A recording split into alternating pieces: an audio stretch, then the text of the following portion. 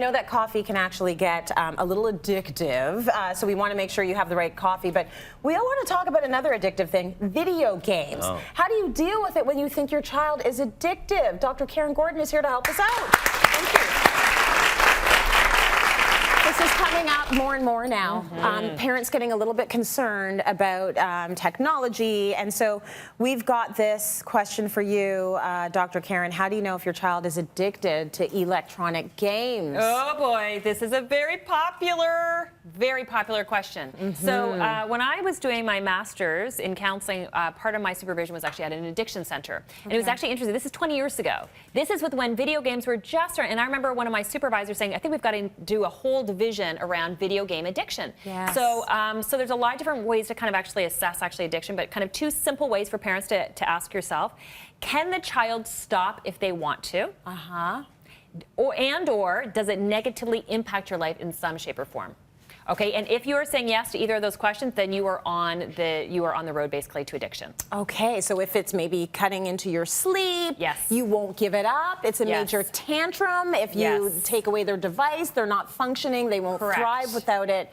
You're on that road. You're on that road, and you want to basically nip that bud right away. So I'd be talking to, because addiction is fascinating. There's a mental, there's a psychological, there's also a physical side as well. Right. So anytime you're kind of in that arena, what I actually recommend is go see your family doctor. Get your family doctor to recommend a counselor that really specializes in this area. Okay. And because you want to have really that combination of a team to kind of really help.